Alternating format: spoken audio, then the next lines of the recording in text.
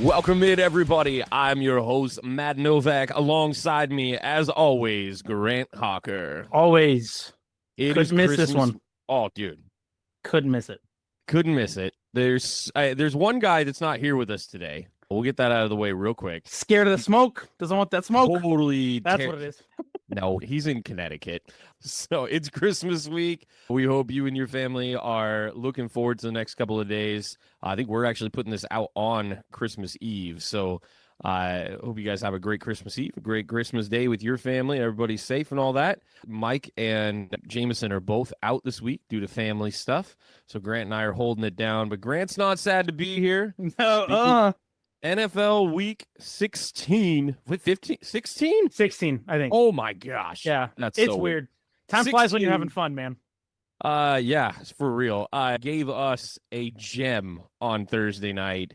For sure, game of the year candidate. I think you could probably just say that's it. I can't imagine a crazier game. The Seahawks being down 2 scores in the fourth quarter, getting a special teams coach fired with a punt return for a touchdown against their rival or one of them, and getting it done in overtime when it really mattered. We got a big conversation to have about 2-point conversions and the review process. I'm ready. 100% here for that today. But man, above all that, Grant, it wasn't just that the Seahawks got the win by 1 point, 39-38. Yeah. But you were there. I was the best $75 I've ever spent in my entire life. Yeah, like, I got a screaming deal. I'm able to go. And as I was going to the game, I was like, what I was telling my friends here comes right. I just want a good game. Like, even if they lose, when you get to go to a game, it's fun. Like, even if your team loses, but it's close. I've been to games and they've lost close ones. It's still fun. The atmosphere is electric. NFL stadiums it's just different, man. Like, when you go and the crowd is in it, it's awesome. I mean, the crowd definitely wasn't at a certain point. I definitely was not in it at one point. I almost even broke, like, my rule is never leave early. That's the rule. Never leave early. But this is the first time I had a conversation about maybe leaving early because it was stinking cold. The wind made it seem like it was 20 degrees. Like, literally, it said it was like 50, like 53, but it said feels like 35. Like, where we were, it was dang cold. And I was just wearing this and a beanie. Like, that's all I had on. I was underprepared. And I was like, man, if they don't do anything by the 5-minute mark, it was right after Sam Darnold threw the second pick. I'm like, we should leave because, like, this isn't going anywhere. And sure enough, they get a 3 and out, and then the party starts with Rashid Shaheed, punt return.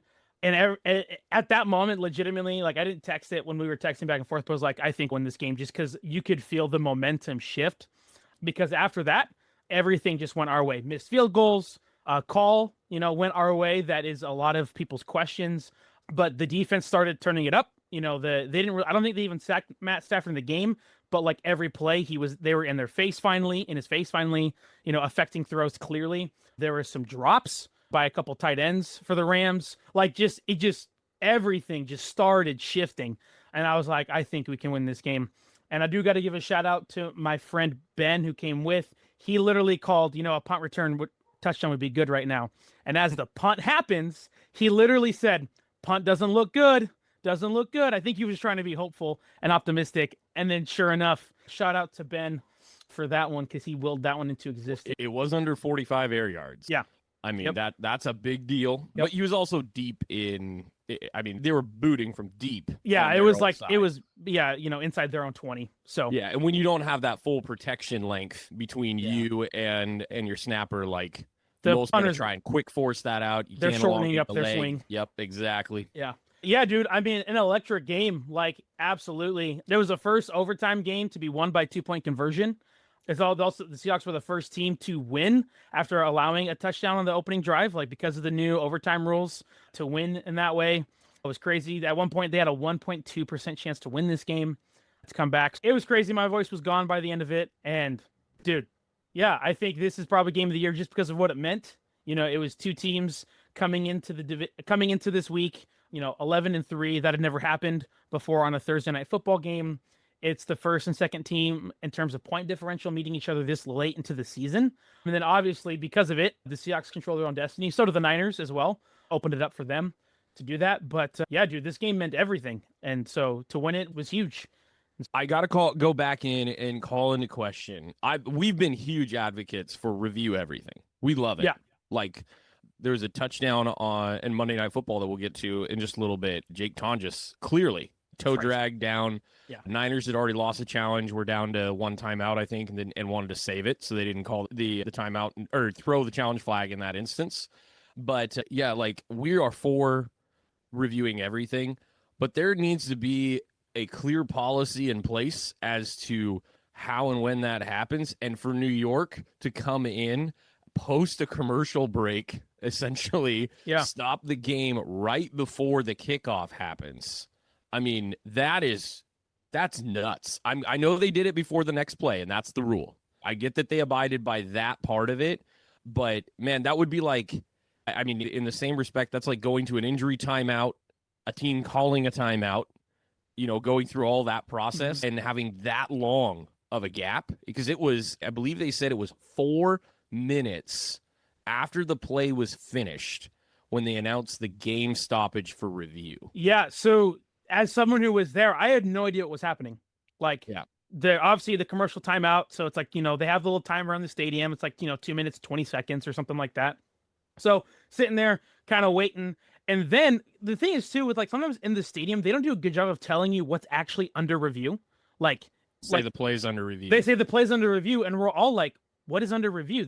There's nothing to review here. Like, because it had been, after that, they come back. The players are lined up for the kickoff. Like, I don't know if they showed that. Obviously, I didn't watch the entire game. They did. Okay. Just really quick. Yep. Yeah. So the players were on the field and they're just standing there, and we're like, what's going on? And they say the play is under review. And it took about another 30 seconds before they even showed actually the replays on the screen, which I didn't have a good angle at where I was sitting, of what it even is. And then they don't even have a blurb underneath. So like what exactly it is they're looking at. They just keep replaying the play.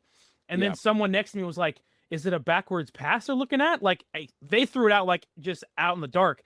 And then I'm like, oh, that's gotta be it. Cause they just keep showing it, this overhead shot of Darnold throwing it to Charbonnet just over and over.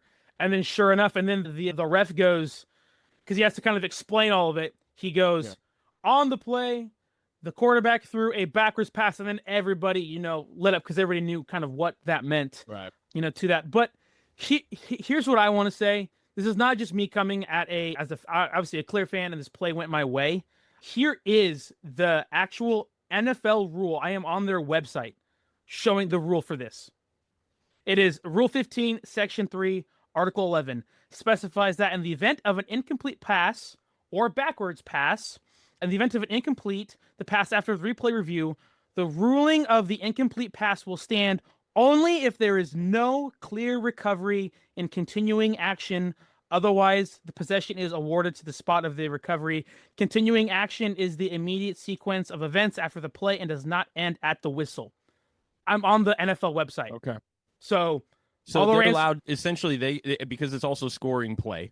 Yes. They can review that at any point in time as long as action is not taking place on the field. But because there is a clear, Charbonnet picks up the loose ball, which is the thing that Mike McDonald, even Bill Belichick used to coach. You pick up every loose ball. Picked up the ball, and it was there. Even after the whistle. I am on the website right now. So for those that want to complain, change the rule, because that's the rule, and they went by the rules. Yeah. So I know it's the longevity of it, but it's because it was a kickoff and it's because there was the commercial break that it seems to me like, obviously, I'd be a little miffed if I was a Rams fan, but look at the rules. Look at the rules. I'm on the NFL operations, NFL.com right now, looking at it. As honestly, as somebody who has almost no skin in the game here, because for some stupid reason, only known to the football gods, your team winning this game helped my team, which is insane.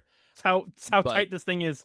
Yeah, but I was really confused. It kind of sucks. It was horrible for TV. If you're watching it on TV, sure. That was just a horrible thing to walk through. Yeah. But then also the replays that they're showing you are not good. And sure, you want to make the Music City Miracle comparisons and all that kind of stuff. It's pretty warranted, from the angles that we can see. So we also understand that New York has extra angles. We don't understand why they won't show them to us.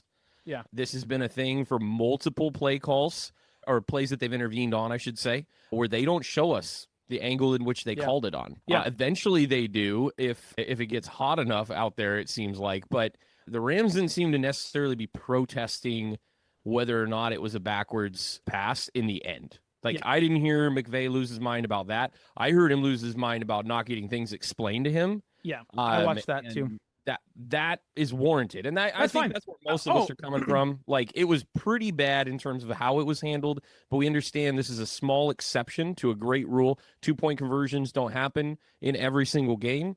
And truthfully, something like this clearly doesn't happen very often at all, the backwards pass issue, because you normally don't have a quarterback that close to the line of scrimmage making a judgment call like that on the fly.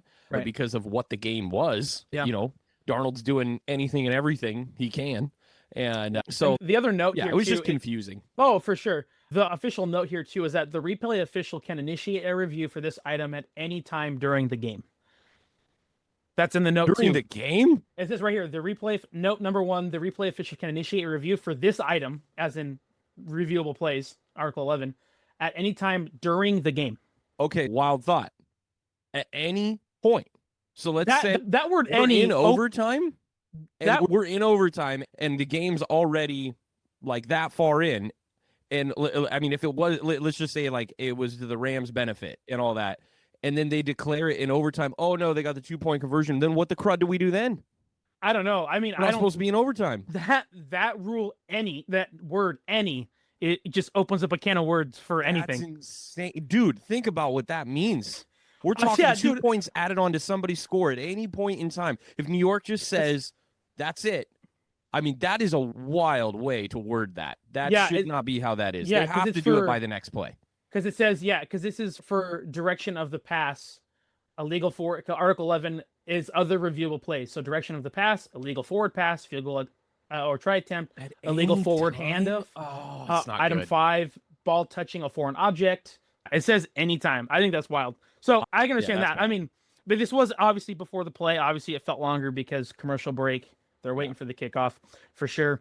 And like, I don't know. The other thing that to say about it is that after that, I mean, this is the same Rams team that, you know, fans will say, you know, about the no call PI against the Saints that, you know, who cares, because the Saints had other opportunities to go win the game. And the Rams had so many other times to win the game because that offense in the fourth quarter had 4 3-and-outs, 3 of them back to back. It was still a game. Like, you know, this wasn't like to put it away completely. Even if it was a miss, then he still would have needed a field goal. Like this was not as much as, it's crazy because they didn't score anything up until then, you know, obviously overtime. But like, you had other opportunities to win this game. And honestly, they did. It's just their defense sold at the end. Like they did. They did. I mean, and let's do what I don't like doing. Okay, let's give your team some insane credit here for overcoming against all odds. The Seahawks are the first NFL team in history to allow a 450-yard passer in Matthew Stafford, a 200-yard receiver in Nakua, have no takeaways, have 0 sacks, all in the same game. Nobody's ever done that. And you would think, no matter what, that team loses with those types of stats. Obviously, they did not. That had never happened in the history of the NFL. Also, I mean, if you just go and look at Bears stats here, okay, like this is insane. 581 yards the Seahawks defense surrendered to the Rams in this game. We've been averaging like 280 in total up until this game. And, so hats and off again, to the Rams. The aforementioned 457 passing, which is just a lot. That's nuts. 26 first downs. I got to say, this is a clean game. Only 2 first downs from penalties for both teams in that regard. Yep. Those are playoff team numbers right there. You want to look at and track back over time what successful teams do. They don't hurt themselves in regards to penalties. That was a phenomenal job by both teams. You know, but like if you look at what they overcame offensively, the Seahawks did. The Rams ended up being 10 for 23 on 3rd and 4th down. Not an insanely great percentage, but it shows the amount of opportunity that they had. Especially early. They were going for on 4th down in the first half all the time. Yep. And the Seahawks twice on that first drive. Yep. They got it. Yeah. You missed it on the second one, had the turnover on downs. But the Seahawks, very conservative game plan. Mike McDonald is known for this, but only 4 for 11 on 3rd down. No 4th down attempts in the entire game. And, one more credit to the Seahawks when you look at this.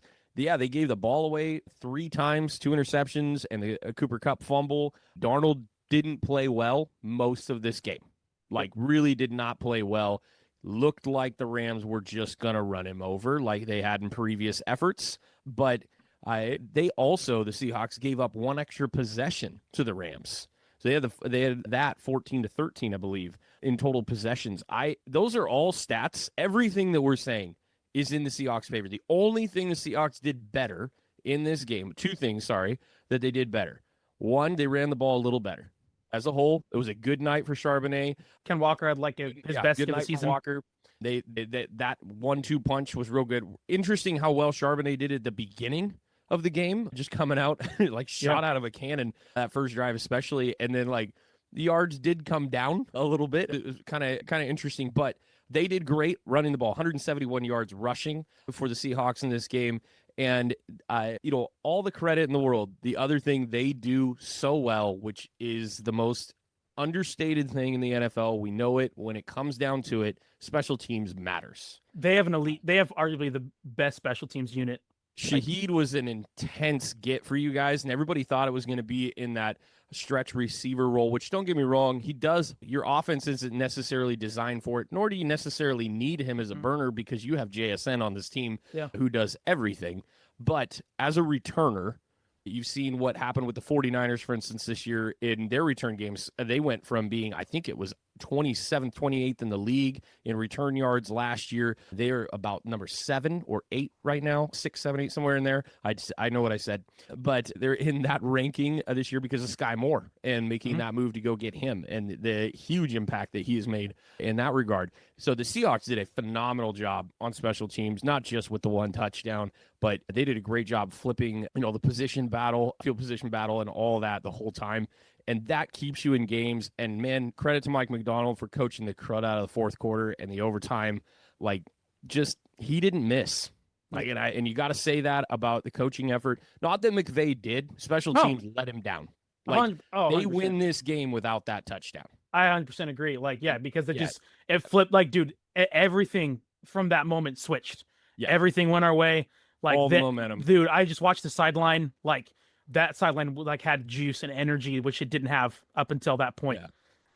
I've been to a couple games in the college and NFL level where teams won it on final possession, either with a stop or with a get in the end zone. I was there for the rain game, Ducks versus Stanford back in the day with Jeremiah Masoli. Offenses were obliterated the whole day. Me and my buddy TSA Ben are wearing trash bags. No joke. They ran out of umbrellas and everything, anywhere in parkas, all of it. And so they were giving away black trash bags to everybody. Luckily, it was also a blackout. So there you go. It was no big deal. I was probably wearing something that looked just like this to the game. Yeah. And then was wearing a trash bag and watched that come down in front of me. But before Masoli did that, on the final drive, there was a defensive stop that was just crazy good. And we went, oh, that's 1 more possession. And you could feel the energy in the stadium come alive. And it just takes a moment like that sometimes for these teams. And right now, the Seahawks have just been rolling with some of those moments. Obviously, the Rams have had them as well throughout the season. But if I can be a little doomsday for the Rams, and I don't want to pour on to them, seems like in really big moments, they get either unlucky or just sabotage themselves. This is the 4th time that they've had a loss this year in which special teams was a major factor, which is why they fired the coordinator. I get that. But it's also just seemed like there were moments where it was, hey, we have this game in control, and then they let it slip. I mean, honestly, Stafford balled out, but there were some big throws he missed, especially in the start of the second quarter to Puka Nacua. He was wide open, and it was a bad throw. Straight up missed it. Puka did not have a touch in the second quarter. And then almost through the third and then that last drive, he came back alive and had those big gainers. Yeah. But you guys had him shut down for almost 2 straight quarters, or Stafford with a couple of misses as well. And there were some big drops by the tight ends, Parkinson dropped a couple big ones there that would have kept the drive going, on 3rd down, just some quick out route stuff.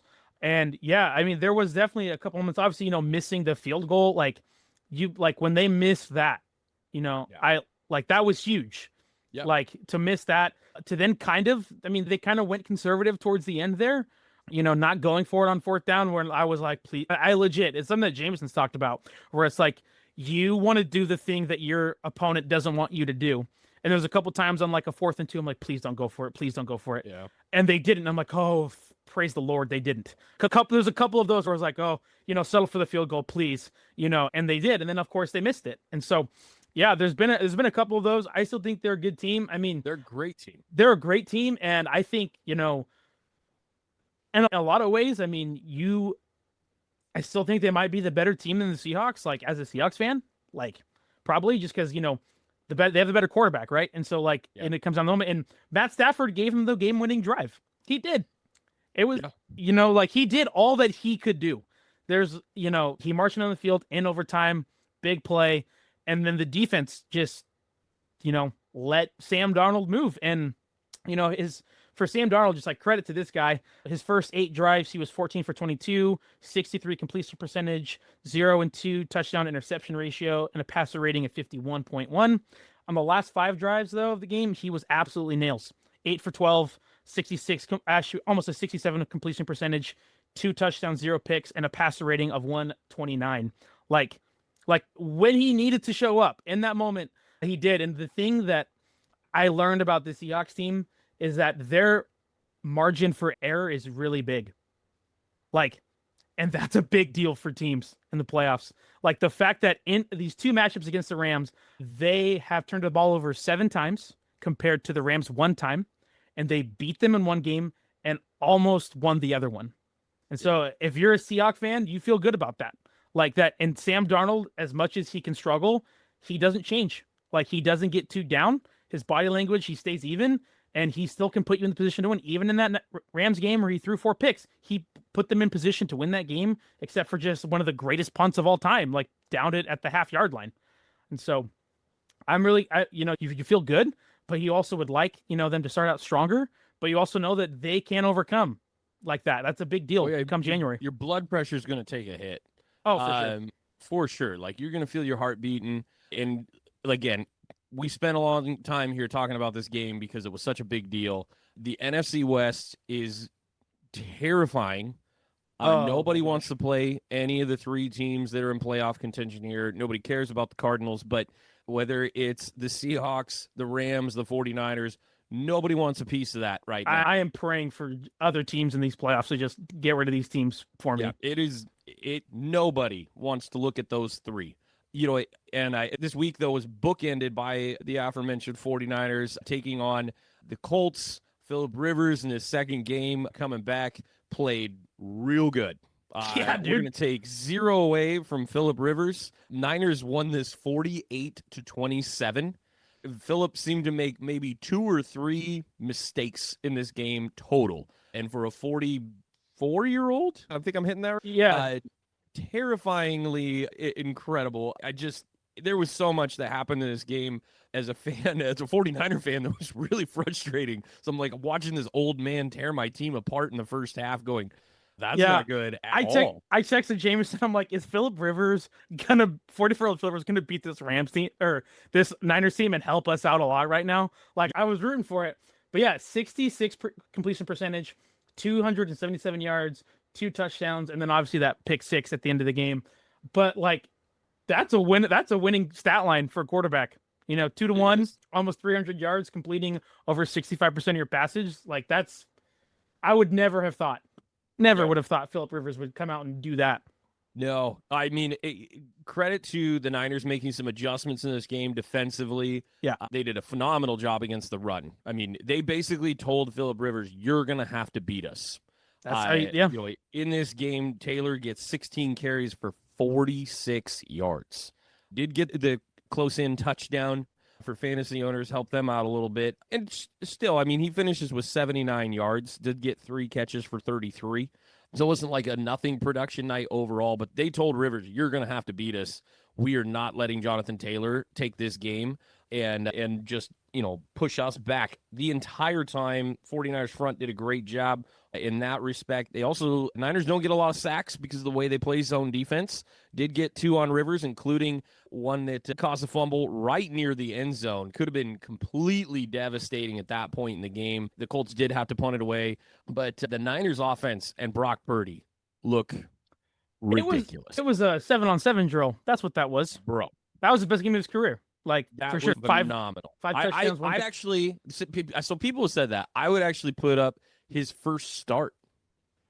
Taking down Tom Brady in his first start in the NFL with 4 touchdowns and over 300 yards. Okay. I'm not as locked in to Brock Purdy as you are.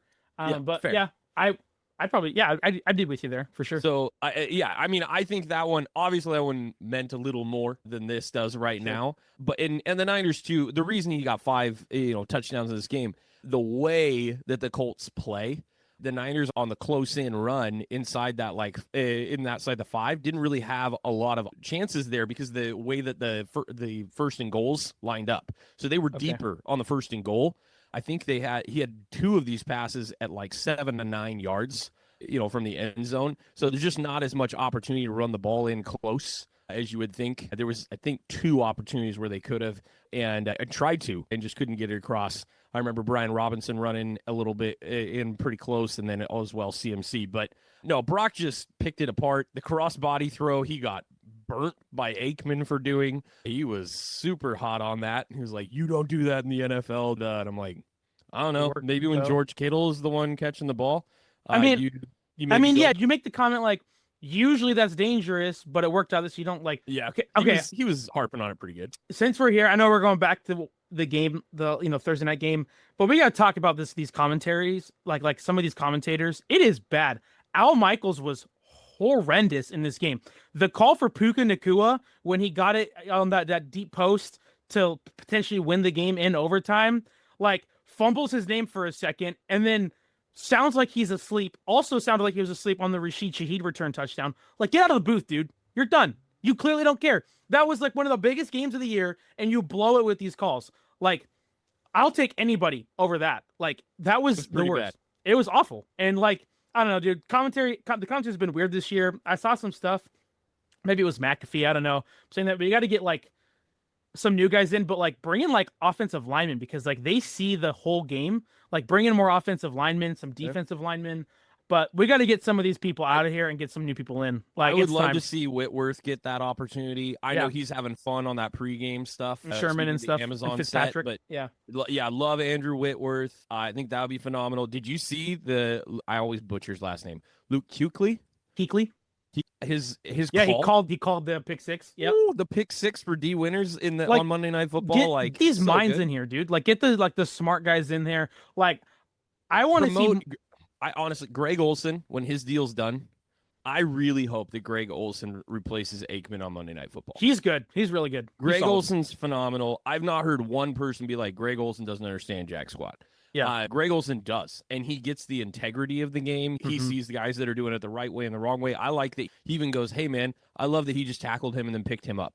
He sees it from that perspective. And he sees all the other things, not just the big plays, the rushing, or, it's I'm going to highlight the blocking here, or just this route that just cleared the space for that guy to make the catch. That kind of stuff is I feel we need more of that. I don't care about just being loud and boisterous. I want to when I watch it, I want to be also taught stuff. I want to learn stuff. I want to be here's why this play was great. Here's the little things that you don't see because all we mainly see is the flashy stuff. Here's the nitty gritty stuff. I want to see more of those kinds of things. We don't get a lot, or are not getting a lot of Brady right now on the West Coast with our games. Yeah, he's been doing the game of the week, so he's been traveling doing that. And with Kevin Burkhardt, and a lot of our matchups, our key ones have been actually Thursday night, Niners, Rams, Seahawks, Rams. We have not gotten a lot of the Sunday games.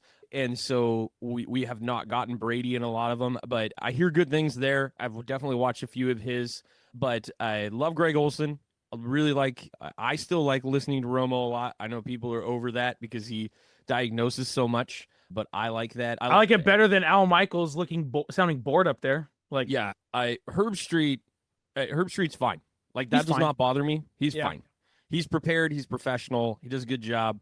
There's sometimes where he kind of harps a little too hard on things, but for the most part, like he's also a really integrity-minded guy. And I say that in the respect of like integrity of the game. He just wants to see it done the right way and promotes all the right things. But yeah, Michaels is done. Like Get out of there, he's dude. cooked.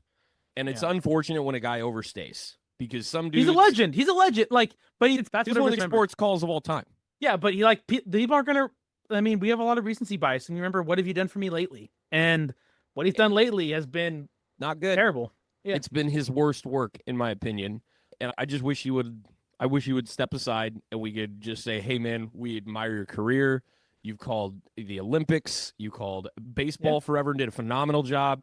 You're a great football call guy, but like the last 5 years, you've been slowing down, and it needs to be done. And yeah, and I mean, honor dude and let him go. Listen to that Puka Nacua play, and then listen to the overtime touchdown that Caleb Williams threw to was it DJ Moore? You know, at the end of the game from Kevin Burkhardt. Electric play call, electric play calling, or narrating there, and then for sure. Yep, absolutely. I'm totally with you on that. But right now, I want to just like state. I'm not really asking the question at this point.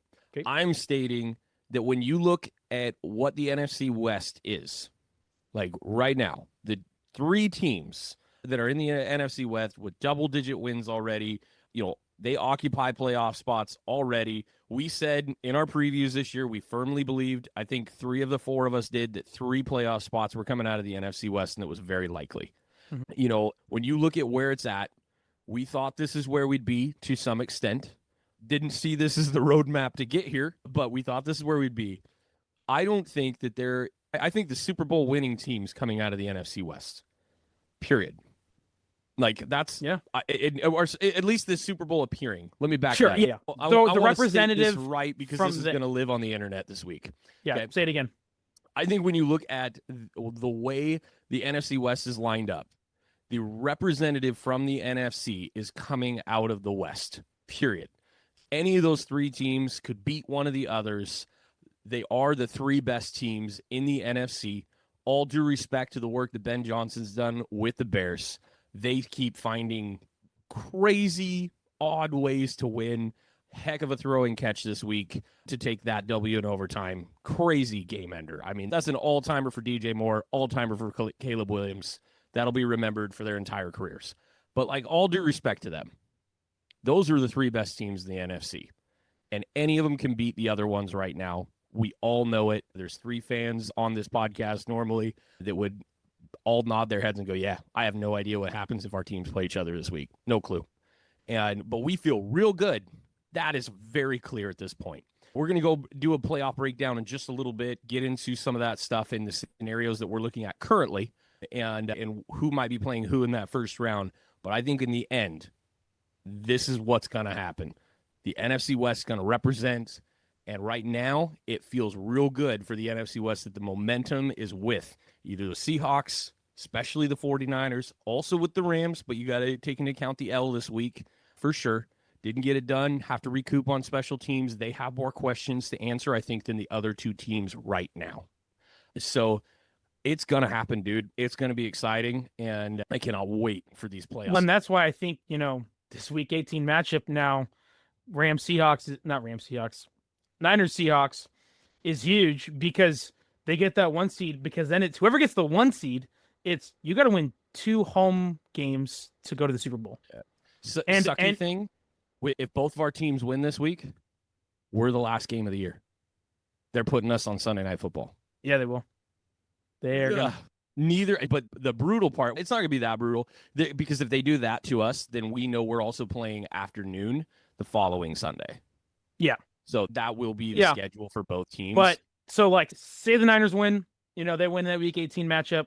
Niners got to win 2 home games to go to the Super Bowl. Yeah. Can you see the Niners winning 2 home games to go to the Super Bowl? Yes. Yes. If the Seahawks win, that Week 18 matchup, can you see them winning 2 home games to go to the Super Bowl? Yeah. Absolutely. Yeah. You can. Like, I mean, honestly, any of these NFC teams, because of how crazy it is, even the Bears, if they for somehow get it and like they just need to win 2 home games to go to the Super Bowl, you can see that happening. Now, do you have as much confidence as you do with the NFC West team? Probably not. No. But if you just strip all of that in a vacuum, you say that sentence, 2 home games to win the Super Bowl. Yeah. Well, That's how crazy and for this is. those that would want to fight us on the NFC issue or NFC West issue, by the way, just remember that the Rams and the 49ers have occupied the representation spot from the NFC. What are we at? Like 4 out of the last 6 years? Something like that. Because then there was the Eagles, the other two. I think 4 out of 5. Because it was, Eagles in 23, Eagles in 24, or Eagles in 22. It would be, sorry. It would be 4 out of last. Yep. But yeah, outside of those two Eagles ones, it's Rams Niners. Yep. So no, so there's a lot of experience that's sitting there to validate the discussion and the argument, the case we are trying to make. I want to get to that mentioned Packers-Bears game, though. Jordan Love. Goes down on a nasty collision. That was awful. Concussion protocol. Jacobs goes out of the game. Also, RIP to my fantasy football season in the A-League. Thanks, bud. That sucked. Malik Willis comes in, plays well, did just fine, but they come up short. The momentum that we just talked about for the Seahawks in their game this week seems to have gone completely away. I mean, they must be just taking all the aura, if you will, from the Packers. Life steal or something. Just sucking the life out of them because the Packers just seem... They're falling apart. Fast. They're falling apart. I mean, Micah Parsons last week. Best defensive player, best offensive player out 2 games in a row. Yep. Like that's brutal. Oh, and really your top 3. I mean, let's Jacobs and Love going down. You could make a serious case that Josh Jacobs still their best offensive player. Oh, yeah, for sure. But Josh Jacobs and Love going down, Parsons being out the week before for the rest of the season. Jacobs, though, we know is going to fight through it. That's just who he is. Like, I'm not going to be surprised at all if he plays this week. But by the way, Wilson, guy that they keep throwing out there as his backup, looks great. Those are fresh legs. I think they have just as good a shot this week if Wilson goes out there because Jacobs isn't going to be playing at more than 65 to 75%. I think they should let Wilson run out there on fresh legs and see what he can do. But the Bears get this thing to go to overtime after being down by 10 late in this game as well. You know, very mirrored thing here that happened to the Seahawks, and then get it done on Caleb Williams throwing an absolute dot. I do not like him. We've been over this a million times.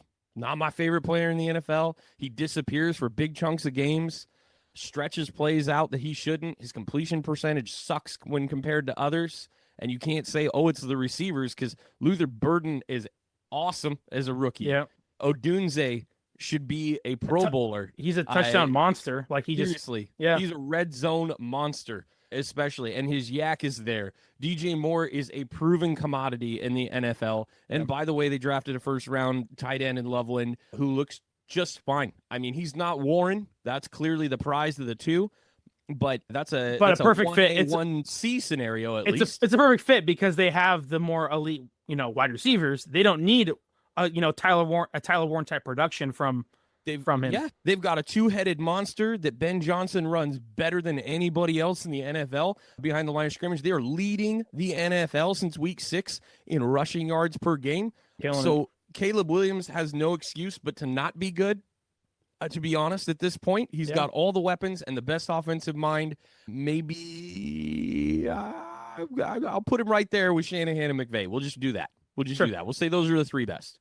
But like that throw makes him look real good amongst all the. This is a 22-16 win. Okay, that offense was not humming. They came alive real late. They needed the 3 best players from the other team to be off the field, and also for Dobbs to drop a onside kick for him too. Like that. That's it. I mean, let him in the game. Yep, let him in the game. I mean, all of that had to happen for this to go down. But man, Ben Johnson has appeased the football gods. Because this keeps happening.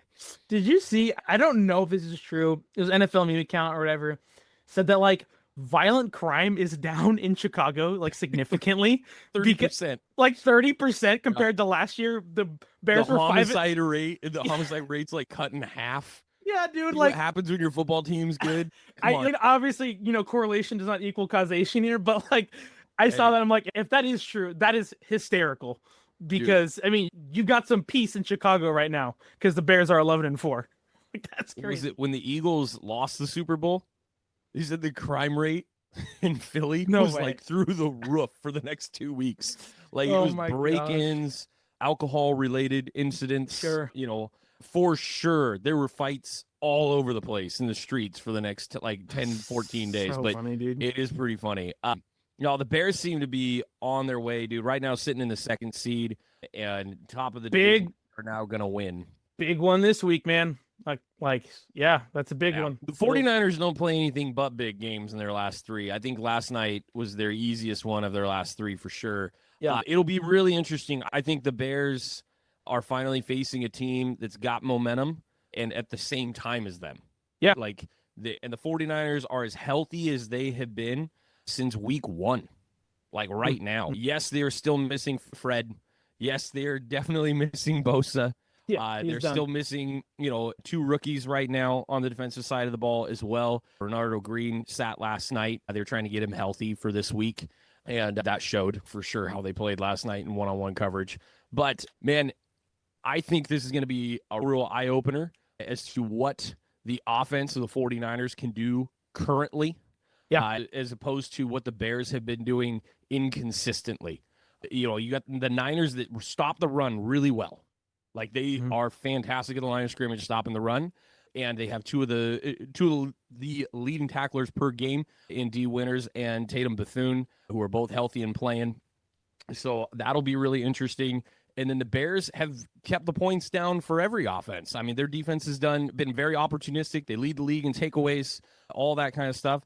49ers don't really turn the ball over much. That's not a mark of this team in any sense of the consistent manner anyway. Consistent manner. They don't turn the ball over. They score a ton of points.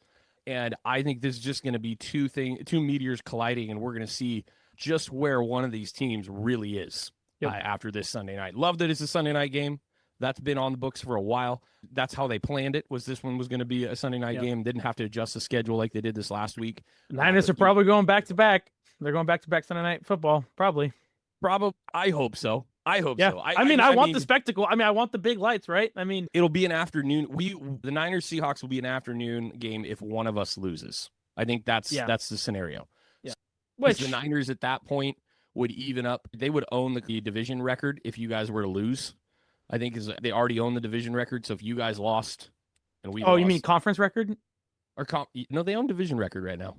They've only lost 1. Okay. Yeah, Niners okay. Gotcha. Yeah, you guys have 2. Right. So I think if we tied in that respect, it would benefit us. And gotcha. Not you. Gotcha. Yeah, you guys would just have the head-to-head if it was the week after. Anyway, all that crud, I'm not going to do all of us. We'll get done that next week. Yeah, we'll get to do that. But yeah, I think they would make it an afternoon game. Let's get down to just a couple more quick hitters. Bryce Young and the Panthers outlast the Bucs in a must-win game. This is heartbreaking for those of us that love Baker Mayfield. And we don't think, because we genuinely don't think that the Panthers are going to do jack squat. They're going to be a one and done. The Bucs are supposed to be that team that can get anybody. Like, their offense is so good, but they put up 20 points. Mike Evans goes out and plays the most ticked off he's looked in forever. They still can't get it done. And the Panthers squeak away with this one, 23-20. It was at the end of the game, thrown by Baker, costly. It was. And realistically, that wasn't on him. I saw it. It was a bad route. The route route was supposed to go in one way, receiver went the other, and he threw it the opposite, or he threw it to where they had planned. Dude, man, they started 5-2, dude. I'm a big Baker fan. I was like, dude, win MVP. Prove all the other teams wrong. That's I was obviously my team for all that. But if it wasn't going to be my team, I'm like, yeah, Bucks, go do it. They were playing good on defense. They have we talk about the Colts collapse, but this one is but that has to do a lot of times with the injury to Daniel Jones. Obviously they're going to collapse because their starting quarterback went out. But I don't know if they'll make the playoffs. I don't know if the Bucks are going to do it. Statistically, they have a 57% chance compared to the Panthers' 43% chance. And, I don't envision the Panthers to win this week. But, if the Bucks get in, they're the team you want to face if you don't have the number 1 seed. And you have to play. That's probably who you want to play. Yeah. Bucks, because that defense is not good. I think no matter what, you want to play the NFC South. Yeah, 100%. No matter what, that's what you want. as a playoff team right now in the NFC. You're one of the others. You don't want to travel to Philly, even though Philly doesn't look like Philly. That's just nobody wants to play there. Because that roster and talent is just so good. Like it, And their fan base is the worst. Yeah. Nobody wants to play in that stadium. No. It's just not fun. Yeah. But no, man, I'm just so disappointed. I think Bulls is fired if they don't make the playoffs. Do you think he's fired even if they don't? And I'm trending that direction right now. Like, I agree. Just because, like, the whole thing with him is that he's supposed to be this defensive guy. And, like, I'm not saying that he hasn't been, but, like, the defense sucks right now. They're horrible. Like, and, like, to me, I go, like, yeah, go, like, lean into your strength. I know they have some good pieces on their roster, but, like, part of me goes, like, dude, just go get some offense, like, go get some crazy offensive guy. Yeah. I don't know what they do. It but just doesn't make sense. If with that offense, by the way, if you're only giving up 23 points in a game, that offense that the Bucks have, they should be scoring. You should be 27. Winning. You should be scoring 27 to 33 points. Yeah, a good offense in this league averages over 26 a game. So that's a good offense. Yeah. They have all their receivers healthy. They have their running back. They have their offensive line. They have 4 out of 5 offensive line in there right now, I believe. So what are you doing? I will say they need to go draft a tight end, just for the record. Yeah. Cade Otton is not good. But no, super disappointed in that effort. Also, super disappointed in a head coach this week. Yeah, I was gonna say then my little slide in the next one was, speaking of a head coach that should be fired. Holy crap. How in the world did the Ravens lose this game to the Patriots? I know we were both going the same thing. Like, legitimately, Lamar goes out with a back injury. Huntley takes over. You have a Hall of Fame running back averaging 7 yards a carry while you're up two scores in the fourth quarter, and you don't put Derrick Henry out there. Instead, you put in your rookie Keon Mitchell, who runs for 7 yards on 3 carries in the fourth quarter when you needed to ice this game. How in the world does your rotation work where your Hall of Fame running back, who's murdering the other team and has you up by 2 scores, is sitting on the bench? That makes no sense at all. All you got to do is get like 3 first downs. 3 first downs, a field goal, and this game is over. I mean, not only that, but this is the running back that ages like fine wine at the end of games. He gets better in the fourth quarter and just turns it on. Like, that's what he does. Like, he slowly warms up, and then by the fourth quarter, like, he's got like 60 yards in the fourth quarter because he broke off 2 huge runs and just demolishes people and puts the game on. Like, that's what he does. Majority of chunk runs in his career, fourth quarter, because he has worn you down, like you said. The majority of them. Yeah. It is ridiculous. I don't want to take anything away from Drake May, who played phenomenal. Did a great job bringing his team back. He's done nothing but put his team in position to win games every single week, it feels like, all season long. But Harbaugh has to own that 100%. He did in the press conference. He said, hey, this was a coaching decision. We were going to do this. And Henry came out and said, yeah, I needed the break. I was tired, basically. Like, he said I needed the rotation. I didn't hear that. Okay. Yeah, he said he didn't say I'm tired. He said I needed the rotation is what he said. But But here's the thing, like, they had the opportunity in 2 previous possessions in the third quarter with that lead to do the rotation. That's when it makes sense. Hey, we're going to need you maybe later, but right now we're going to put the rookie out there. That's what you do. Third quarter, 100%. I watch 3 or 4 teams every single week that I really care about in the NFL because either it's my team or teams that I just enjoy. All of them have great running backs. All of them have a decent backup. And when I watch them play, this is the rotation. First and second quarter, until a lead is gained, it's the guy. The guy is out there. Yep. You know, as a 49er fan, my guy plays literally 85% of snaps, okay? Like, CMC is different, you know, but Kyron Williams, pretty much the same kind of thing, though Blake Corum has certainly taken his share of snaps and looks real good in the red zone right now for the Rams especially. But you'll see Kyron's going to take the majority of snaps first into the second quarter. CMC is going to do the same thing. And then all of a sudden, hey, you get towards midfield and other dude's going to rotate in, take some of that on that drive. You know, hopefully you just keep moving the ball. But, like, same thing happens again in the third quarter. You start out, you let your guy do his thing, especially on that first drive, maybe the second one, then that third drive, you let it go. This is just 101. This isn't anything complicated. And the dude was averaging 7 yards a carry. This guy He isn't. killed them. This guy's the longest tenured coach in the league, correct? Him and Tomlin. Yeah. I can't believe that I'm here at this point where I'm like, I've been one of the people that's kind of like, because Jameson's been one of the guys like, Harbaugh needs to go. That's kind of been his like thing over the last few years. And I've kind of been like, maybe, I don't know, but Jameson might be a prophet because like, that's where I'm at, dude. Like, to me, like, you're not going to make the playoffs. Like, I don't think you're making the playoffs at this point. You had the opportunity to. Absolutely, you did. Even with Lamar being injured for the handful of games he was. And you absolutely just flushed that down the toilet by that coaching decision right there. Like, there's no excuse. Like, if you're a rookie coach, rookie coaches make rookie coach mistakes all the time. There's no excuse for this. I think he needs to go. Like, I'm sorry. In the last 3 games, he was going to have to win 2 because he's got the Steelers coming on another game, right? The Ravens needed to win 2, especially the one against the Steelers, to get in. With this loss, they now have to win both games, and they clearly, obviously, need the Steelers to lose one of those against them. I believe they actually need – I know they need the Steelers to lose both. So they need the Steelers to lose both. They have to win both. And they put themselves in that situation. They have a 9% chance to win the playoffs. Dumb. Absolutely dumb that we're here because we were talking about them with momentum looking like they were going to take the division just weeks ago. Yep. And this has just been a stupid collapse, making stupid decisions that a long tenured coach just doesn't make. It just feels really arrogant the way that it's coming across. Like, I know what I'm doing. It'll be fine. And it's the same type of stuff that we get tired of with Tomlin a little bit too. As much as we understand he's a great dude and he's a guy's guy and he's football and he's not there's an arrogance that comes with being there for a really long time that I know what I'm doing better than everybody else. And then you see dumb things like this that a rookie coach or a second-year coach that's, maybe needing some more wins or has the same record as these guys this year would be, like, possibly fired for. Like, I get that equity that you get gives you the opportunity to make some mistakes here and there, but this is 101.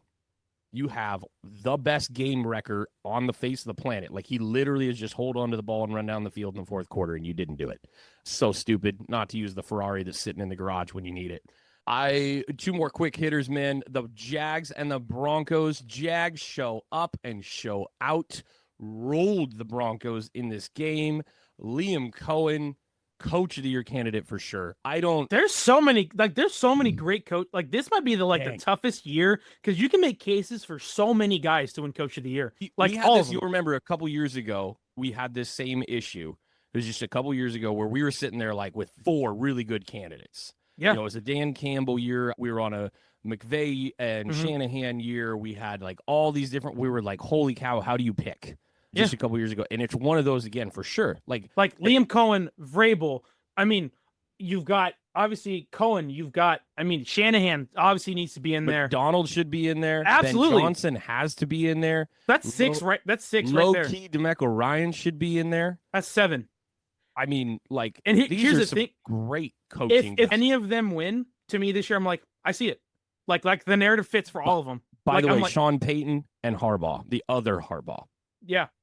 Holy crap. That's nice. If any of them got that, I mean, we'd sit here and have a debate, but realistically. But you can see the path, the reasoning for all of those. Yeah. Oh, like, the Jags is one of the greatest turnarounds in the history of the NFL. Yeah. The Bears, real close.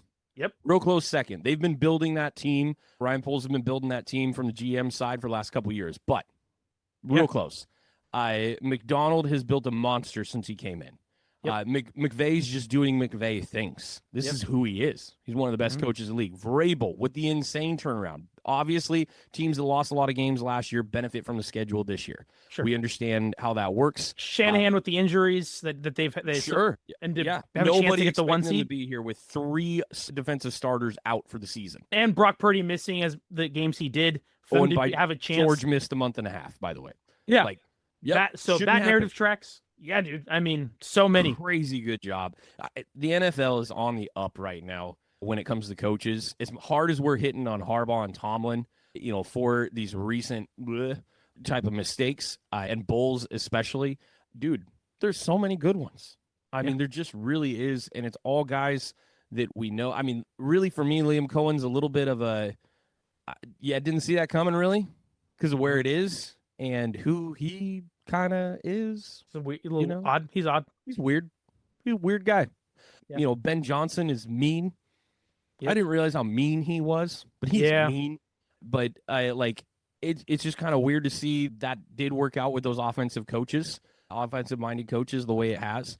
But dude, it's really cool to see what's going on. And I loved this win for the Jags. 34 on the Broncos is great. Trevor Lawrence just had his two best games of his career back to back weeks. I mean, I've been saying that this guy's kind of a bust, but like lately, Them but numbers ain't. the numbers right now, I mean, I've hoped that he would turn the corner. Like he's just been kind of mid his entire career, but he seems, having, a few months now in the system. I hope that this is like for real. Like I think he'd be great. The defense has been crazy opportunistic. We mentioned it multiple times. But it's I still think become at this point we're 16 weeks into the season. Like that's just who they are, right? Like it's no longer this like, oh, they happen to get these things. Like they can just take the ball away. Them and the Bears are almost the same thing. Yeah. Almost the same thing. You have rookie head coaches with quarterbacks who had underperformed to this point. They are takeaway monster defenses that give up chunks of yards to offenses. They need the takeaways to win. That is definitely who they are. They need the takeaways to win, but they get them the way that they play ball. They hawk the ball all the time. They punch every time they get the opportunity. Those teams are first and second in takeaways in the league. Got to give it to the GMs and how they've constructed these rosters to push that offensive mindset. Jacoby Myers, probably the best trade at the deadline, all things considered. I understand. Those are both two best for sure. Yeah. But I'd give it to Myers.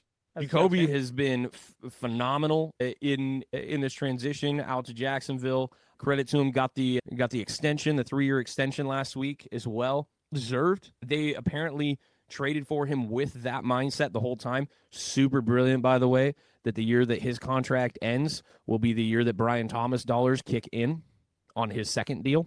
Yep. So loved that for everybody. I thought that was really smart math by all sides. So, yeah, dude, what a game for them. Broncos finally run into a wall, and we'll see how they bounce back. Sean Payton's been crushing to this point and keeping Bo in successful situations. So we'll see what they do this next week. I'm not going to harp on it. We still got 2 more weeks before the playoffs kick in. They are still the number 1 seed in the AFC, which we'll mention again in just a moment. The Steelers get a surprise win against the Lions. The Steelers rushed for 200 more yards than the Lions. Not rush for 200 yards, rush for 200 more than.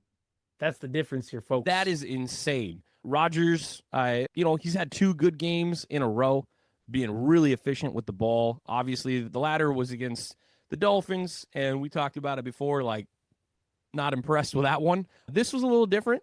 29 points and I understand it's the Lions defense that has not been great, but you know what the Lions defense was really good at until this week? Stopping runners of the ball.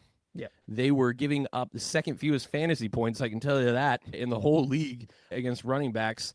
And they looked fantastic, the Steelers did. Their offensive line finally clicking for them. And maybe, Rodgers is yelling at them in every waking moment of the game has finally gotten to them to that point. The Lions looking like they may miss the playoffs, dude. I think we're big Dan Campbell fans. We have been rooting for the Lions the last couple of years. We all love Gibbs. We all love watching a Jared Goff and a Mon-Ra connection. But those injuries have mounted for them. That offensive line, it's not great. And having Laporta out makes this passing attack look a lot different. Very dependent on the vertical game with Jameson Williams. So it's kind of boom or bust week to week. And, yeah, dude, if they cannot stop the run, they can't do anything. That's the only thing they got for him, because that second on the defensive side of the ball, because that secondary sucks. Like, it's really bad. Yeah. It looks like it lost the defensive coordinator and their secondary coach, which is what happened. Do you want to give a shout out to Jared Goff? He's quietly having like an excellent season. He's completing almost 70% of his passes. He has thrown for over 4,000 yards. He's got 32 touchdowns to only 5 picks. Yep. Like that, because they're not winning the games, like they're not talking about it, but low key, like that is super impressive for a guy that's been kind of a top 12, to 8-ish quarterback. Like that is insanely impressive. But for the Lions, outside of the Colts, they have the of teams that are in the bubble. They have the lowest percent chance to make the playoffs at 7%. Colts have 3. The Colts they're done essentially, but they still are not mathematically eliminated. But the Lions have a 7% chance, which is even lower than like the Ravens we were just talking about at 9% chance. The Lions need the Packers lose both their games, and they have to win both of their games. That's where they're at. So they're actually in much the same scenario as what we were talking about with the Steelers and the Ravens just a moment ago. That's going to be a real difficult hill to climb. But I'll just say, Packers are hurting this week. If they lose, the Lions would love to do nothing but play spoiler, as we know. Yeah, I mean, I think too, like, because of where the Packers are at with their injuries, I mean, I'd probably rather see the Lions in there because I just want competitive games. I want teams that are healthy in there. As much as, the Lions are suspect, and I wouldn't imagine them, moving far or deep in there for the playoffs. Probably want the Lions to win, but we'll see, man. But let's say the Bears win this week against the Niners, and they cannot improve their seeding. They'd be locked at 2. So they'd be locked at the 2 if they beat the Niners this week. So probably does that sit some guys knowing that they have to host the game? The Lions play the Bears. Last week, because that means the Seahawks would clinch automatic 1 seed. Yeah. Come on. Yep. So and then we're gonna have the sit fest in the NFC. It's because the Niners couldn't move. Niners could still move. They'd want to beat you guys to take the 5 seed. Yeah, they'd want the home game potential, right? Yeah, I mean, they wouldn't first round because they would play the 4 seeds. They'd go to Carolina or, Tampa Bay, and then they'd need the other to lose. That's right. Okay. Yeah, so you would need, a Bears to lose or Eagles to lose, or Seahawks to lose. So, but the Bears, if the Bears win, they could technically help the Lions here by taking a break in Week 18. Lions get that win. Packers lose. They could be in. We're having a conversation. It's an easy path, I guess, in one sense. But no matter what, Lions can't have zero room for error here, just like the Bucs. You got to get it done both weeks. But man, let's get into that just a little bit. I'm going to go. We've talked a lot about the playoff picture and how it's shaping up. The AFC has the Broncos, Patriots, and Jaguars all clinched and sitting at 1, 2, 3 currently. Can they move, or are those pretty set? I believe that the Jaguars are set. Even if the Broncos lose, because wouldn't the Jags have the tiebreaker? Oh, you're right. Never mind. They do have a path to 1. My bad. I just looked at my own notes. So the Jaguars have a path to 1. They could move, but I think their worst case scenario at this point is 3. I don't think the Texans can move up, is my understanding. I mean, the Broncos control, so they'd have to win out. They play the Chiefs, which that's probably a dub for them, but they play the Chargers, and that, that could also be for the 1. Yeah. But Chargers do have a path from 5 to 1, just like the Niners do right now. Yeah. The Pats are pretty close to lock, but they could move up to 1 if the Broncos lose again. That momentum's, start to stir the wrong direction for the Broncos. So there's no seeding arrangements left, but those guys are all locked in to a playoff spot. The Steelers, as we mentioned before, not yet locked into a playoff spot, but are sitting at the 4.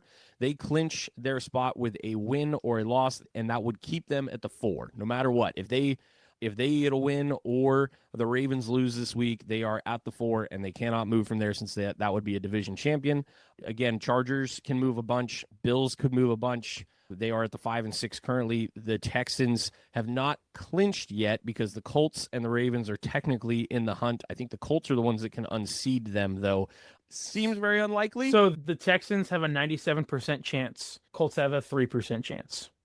Again, I think they need 2 teams to lose out. The Colts do, and they would have to win both of their last 2 games. So you're saying there's a chance. Did you see that the Colts, there was like 15 like 15 scenarios this week that could help the Colts, and all those scenarios went against them. Yeah. Brutal. That's why their chance is the lowest out of all the teams. There was one of them that really mattered, though. Oh, for sure. The dub was pretty much everything. Yeah. So that's the way that's shaping up right now. You're in the hunt is only the Colts and Ravens. That means we are down from 16 to 9 left with 2 weeks to go. It feels on both of these sides, it does feel pretty locked. I got to say, the percentage chances are so low for the other teams. Yeah. Lions, I believe, have the best chance out of the 4 teams in the hunt. Let's get over to the NFC. Currently, the Seahawks sitting at the 1, as we previously mentioned. The Bears are at the 2. The Eagles are at the 3. Those teams are locked into the playoffs. and we are just fighting for seeding at this point. I don't believe the Eagles can move up past the 3 in terms of their win-loss and looking at that just to the naked eye, but I'm not looking at conference records when I say that. Yeah, they're 10-5. Yeah. Yeah, so out of the top 3, they have the lowest, win percentage. So yeah, I don't think they can move at this point. I think they need both the Bears and Seahawks to lose both to games. lose out. But if that happens, the likely scenario, then the Niners would take the 1, so I don't think they can get it. Because if the Bears lost both games and the Seahawks lost both games, the Niners would be winning both of their 2 games.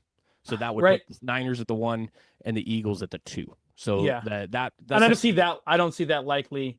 No. So. No, that's the most unlikely scenario. So more than likely, the Eagles are in the 3, but could move up possibly to 2. Panthers are currently sitting at the 4, as we mentioned before. They clinch with a win and a Bucs loss. Those things both kind of likely this week. The way the Bucs have been playing. I don't think it's likely that the Panthers get a win this week against the Seahawks. My bad. I saw the wrong thing on my schedule here. But the Bucs loss, maybe, which would help. But I don't know if they have the type, because they play again last week of the season. Yep, that could be for the playoff spot as well. So yeah, man, lots of tight stuff in the NFC here, but the Bucs got to win both games, right? Essentially to get there. The Niners are at the 5. We have no idea where they're going to land. Nope. They could be the 5, they could be the 1, they could be the 6.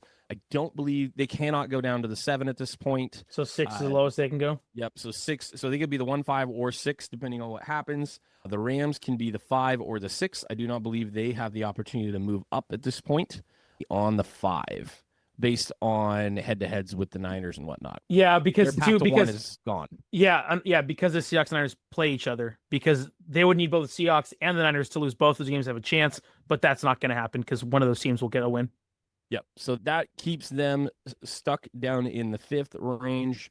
And then the Packers currently sitting at 7. They clinched their playoff spot with a win.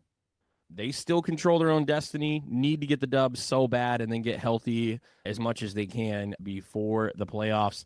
Lions and the Bucs, as mentioned, sitting there. It's going to be a real interesting couple weeks for them.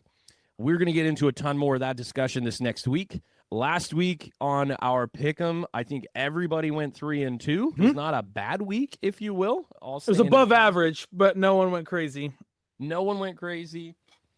So nothing really moves. We'll say that that Rams-Seahawks game did a lot of damage to us and kept you alive in the positive. That would have been, dude, I was even thinking, I think the Seahawks have been in 4 Pick'em games this year against the Niners, the Bucs, and then this one. And that it looked like I was going to go 0 for 4 on my Seahawks. I was almost going to get the Jameson treatment last year, where because I was picking my team. But they keep me alive. I mean, I don't know if they're alive, but they keep it close. For that. I want to say we all called the Jags over the Broncos. We all did. It was a feeling thing. That's what it was to me. It was just this is the hardest team they faced up until this point. The Jags have some momentum here. They're surging. They got to win this game. Yeah, called it. And that was a sweep for us. We've got a few interesting ones this week. We split a lot. You took the Ravens. We all had the Pats. Yep. And thought all of us were watching that Sunday night game going, no, please. Seriously, Grant's going to get that from us. That would have been great. We were all a little frustrated. That was going to happen. Thanks, Mike. We all would have been in the negative, and you would have been the only one in the positive had that gone the other way. This week, we've got 5 games, teams that we have mentioned multiple times, but we're going to start with the Toilet Bowl, the games that don't matter. I think I know exactly where you and I are going to go on this first one.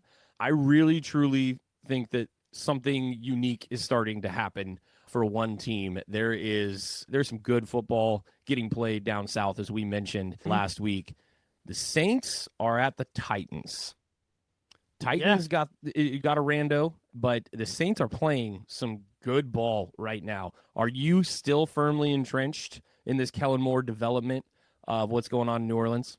I'm a believer of that. I mean, not obviously the team this year because they're not doing anything, but that high, I'll eat my words. I will admit that I'm wrong. I've been wrong many times on this show, and I'll admit that I thought they were going to win 2 games this year and possibly get the number 1 pick. They play the Titans this week, and I think they play the Jets next week. So I think there's a path that they win 7 games this year, which is crazy, insane for this team. That was the ceiling. Maybe he's coach of the year. I mean, like legit, throw him in there, man. With a losing 7-10 record. I mean, just with what they came into the season with, Yeah. I would have thought you were on drugs to say the Saints win 7 games. Like legit, they just look so bad. And they do it without Kamara on the field. Yeah, absolutely. So yeah, I'm taking the Saints. They're a better team right now. They're a better coach team right now. They took Kamara off the field. They traded their number 2 receiver to the Seahawks middle of the season. Like, Kellen Moore knows exactly what he wants to do with this team. It is impressive as crud, I gotta say. I'm also going Saints here. Man, they just seem to have it together. And what's been impressive too, man, is they're winning low point ball games, controlling the clock really well. Defense is playing markedly better. I mean, holy cow, so much better. And they literally look like they're out there just getting better week to week. So definitely be taking them. I know Jameson's going to be really sad when he has to pick them later and when him and Mike ship their picks into us. Let's talk about those 2 teams that are losing all the momentum. They are playing each other this week. They both have to win to stay in the playoff hunt. The Packers can actually secure their spot, but they are hosting Harbaugh and the Ravens. Dude, this one's a nightmare because I like for pick'em. Like if you were to bet on the game like this, like that feels like the most uncomfortable one to like bet on. Because I'm just like just is Malik Willis starting or is Jordan Love? We don't know. I don't know. This is a lean game. I want to state that for us.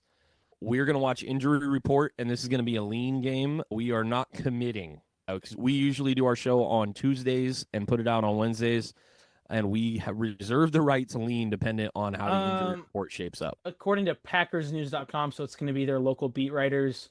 Protocol. 2 hours ago, he participated in walkthrough practice. Yeah, he's a protocol. So that doesn't really mean... He's no contact. He can participation, doesn't really mean much.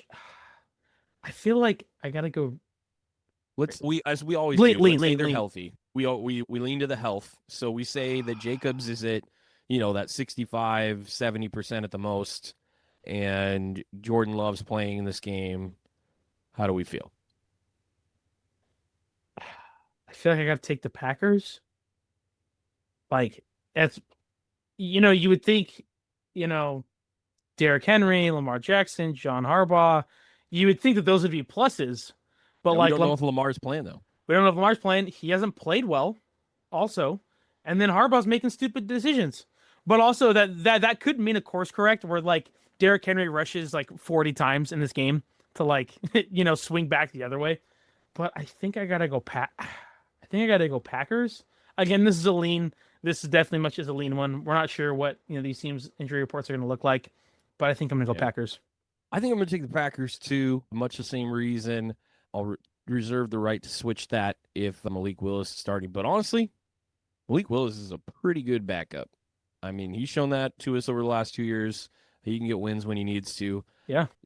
I think I feel pretty good about the Packers there. All signs point to an awful ending for the Ravens fans.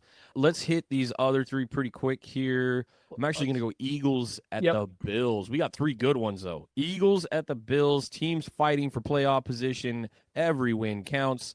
We know in Buffalo, I haven't checked yet. I'll do it right now. Talking about weather. Every week could be weather. But the Eagles play in cold weather too. They've played their fair share. I mean, not to the extreme that Buffalo is. But I will... Not bad. I will pick... This is going to be a rain, sleet type scenario. This is not a snow. So both teams are going to lean on their, good running backs probably. Yeah, it looks like there's going to be pretty high percentage chance. I'll go first here again. I'm not the Bills defense is not good, dude. That secondary is not good. That's why I actually don't feel that confident in that team as much as I did, maybe even a couple weeks ago. But they got the best quarterback in the world right now. I think I'm going to go Bills. Yeah, as much as if the Eagles come out and win, I will not be shocked, and I'm not that confident in it because the roster is just so much better. Like, that defense is just light years better than the Bills' defense right now. Bills. Yeah. I'm just going Bills. And Josh Allen, we trust.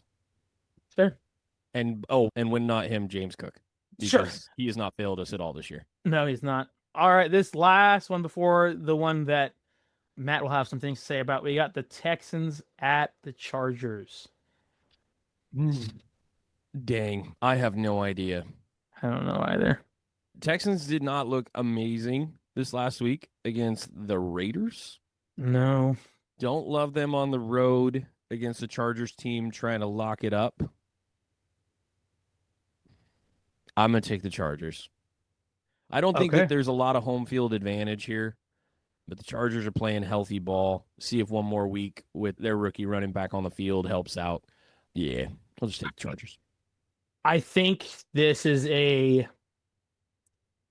I got to just swing different because I mean that Texans like this Chargers offense has been stalled before and looked really bad That's fair. before, especially against the Jaguars. Was that a few weeks ago? I think I'm going to take that Texans defense is what I'm taking. That No Texans hate on defense. it. Love it. Yeah, Love the I think Texans defense. yeah, that defense is so scary and so good. Yeah, I think I'm going to take the Texans here. This is a good one. This is one to watch for sure. All right, next one. Matt, you go. I mean, mine's gonna be pretty simple here, but you go if you got stuff. Got the Sunday Night Football, Bears at the Niners. Boom. I'm incredibly hopeful. I really am. I felt very calm watching the 49ers play the Colts for the majority of that game. After about halfway through the second quarter. It was nice. Honestly, I felt good even towards the end of the first, just because I was watching them respond. Yeah. And when your team goes down a little bit, are you responding? The Niners haven't punted the ball since November. Yeah, I saw that. Dude, I saw it earlier today. That's Thomas nuts. Morstead's bored out of his mind on the sideline. By the way, there is no punter in better shape than that old man. Holy cow. You can see his abs rippling through his uniform. It's terrifying. But that dude's bored, so he's just getting his push-ups in. Oh, it's funny. I pulled up to try and find it, and it's the first thing on my Instagram right here. Fernandez punter has not punted in nearly a month. Yep. That's fun. So funny. He's been fantastic, by the way, when he gets to punt. But no, it just the way the Niners responded, I felt really comfortable throughout a lot of that game. And then you look at the way Brock's playing 6-1 as a starter this year. In those games that he's played in completion, taking away one injury game. He's won 29 games as a starter over his NFL career. Of those 29 wins, 23 have been by a double-digit margin. No other NFL quarterback with at least 25 wins has had 3/4 of them come by double digits since quarterback starts were first tracked in 1950. 5-1 touchdown interception, and honestly, he missed that ball inches in terms of placement for that interception. Got deflected offhand yesterday. Was trying to hit Bourne. I just feel really good about where the offense is at. I think the Bears have gotten by the skin of their teeth in a lot of games, and I've been saying that again and again. When does that end? I think it ends this week. I think the Niners are just healthy. They're getting healthy at the right time. They did get back Gross Matos for their defensive line last night. That's a huge win for them. They got Sam O'Kay back as well. Again, linebackers finally back to where they need to be outside of Fred Warner, which I know is a huge loss, but it was cool to see the guys out there. And then they'll get Renardo Green back at corner this week, who's their second best man-to-man coverage after Lenore. So feel really good. I really like where it's heading and tracking for the Niners. I think we're headed to you and I needing to make a difficult decision on where we're going to watch a football game that last week of the year. Oh, wait, do you have to work that night? No, we're a break. We're on break. Okay, so we may have to have a conversation about that. Yeah, we will see. Do it. Grant and I have watched a few 49er Seahawk games head-to-head, some legendary games as well, some real amazing ones. I'm picking the Niners. Obviously, I'm the biggest Bears fan in the world outside of actual Bears fans because that would be tremendous for my team. But also, like, as a fan, like, of just football in general, like, taking out the bias for a Week 18 matchup for the number 1 seed is awesome. Like legit. Like, as much as I'm a hater of the Niners and hater of the Rams and all that stuff, and I wish that they would never win games, like, that's awesome. If that happens, I at least get some drama last week of the season. But yeah, I'm taking the Niners. I do think that the Bears defense is going to put up more of a fight than the Colts defense for sure. I don't expect the Niners to come out there and drop, almost 50 points. I expect a closer game, probably somewhere like a 28-22, something like that, probably for the score. I think it'll be close, but I just think, no one has an answer for Christian McCaffrey. Like, it's insane. Like, everybody knows where the ball's going every time. and everyone knows what they should do, but it like pisses me off to see him just open all the time. And like, what do you like? Stick 4 guys on him. I don't care. Like, stick 4 guys on him. You I should don't see understand. the behemoth Like, of a linebacker that was chasing him at the goal line last There's night. almost part of me where I'm just like, I get so frustrated watching because I'm like, is he good? Because he's just always open and teams just like don't like just ignore him. Like, it doesn't feel like that he's beating them. Teams just don't scheme. Like, obviously he does beat them. Yeah. He's great. He's awesome. But like, they when hide he's him everywhere, dude. But when he's just like wide open all the time, I'm like, is he that great, or is the teams just not guard him? I mean, yeah, and I know there's a little satire in there because obviously he's great. He's great. He is. He's about to do something that no other running back's done in the history of the NFL. He's 160 receiving yards, or just under that, actually, from being the first running back to have multiple 1,000 seasons, 1,000 rushing and 1,000 receiving. Would this be his third one? I believe. No, this is second. Oh, because I know he did one with Carolina. I thought he got one in like that. I thought he got one in with you guys. No, he didn't hit the receiving yard marker last time either. Okay. Yeah. He was just under, but yeah, to have he's going to be over 2,000 yards for sure. Even if on the 16-game record, he's going to hit that this week against the Bears. So that'll be awesome to see. But no, dude, it's ridiculous. Like, when you watch what they cover him with, that's the thing, is like all these teams are set up to, like, run the personnel grouping. The Niners only run 2 wide receivers most of the time, and because they have the fullback. And when you're in that grouping, you have 3 linebackers out there. The Niners are going to shift until they get your 255, 260-pound guy covering Christian McCaffrey. That's their goal all the time. And by the way, if you cover him with your other outside linebacker or whatever, you make changes, cover him with the safety or something like that, they're going to put Juszczyk or George Kittle on that guy. So good luck. I mean, it's the same thing as the Rams 13 personnel, how they do those shifts and changes, but Christian McCaffrey is just different. I mean, he's one of the best receivers in the league, and he doesn't play wide receiver. It'll be fun to watch these matchups all this weekend, and we hope that you guys enjoy Week 17 of the NFL season, because we are almost there. If you are in a championship game in your fantasy league this week, congratulations, and I have no more advice to give you other than don't do what I did this last week and make the mistake of sitting Warren. That was my bad. I 100% should be in my championship league or championship matchup in one league. Instead, I'm in third place there, but I am in 2 other championships this week. I think I'm playing you in the other league for the championship. Oh, that's right. You and I are in one of those, and then you got the other one. I have a good defensive matchup in that one against you, so I'm excited for that. Actually, yeah, it's 52% chance you, 48 me, so it'll be about as close as you can get. Yep. So we'll see. I know. I hope. Yeah, I hope that you stick with your guns. If this is the one thing I do say for championship week. Obviously, you're looking for green matchups, but your consistent players who have been consistent. And if you go back and look at red matchups and you see that guy consistently deliver for you, man, just treat whatever red you got this week with that mindset, that if they've delivered before, they can do it again, because we don't know anything, honestly. When it comes down to it, watch the injury reports, of course. Nobody had Detroit giving Warren the yards that he got this last week. Those 2 huge runs were deciding. But be about it. Be disciplined. Go with your gut and have some fun, and let those numbers tell you what they need to. But hope you get all your dubs, except for Grant, of course. Want him to lose. We'll see you on the backside of Week 17. All the guys will be back next week. We'll be here to break down what we're sure are some playoff clinching scenarios for a few teams. And, man, we'll be here to recap all of the fun that this league continues to give us each and every week. This is Sportsify.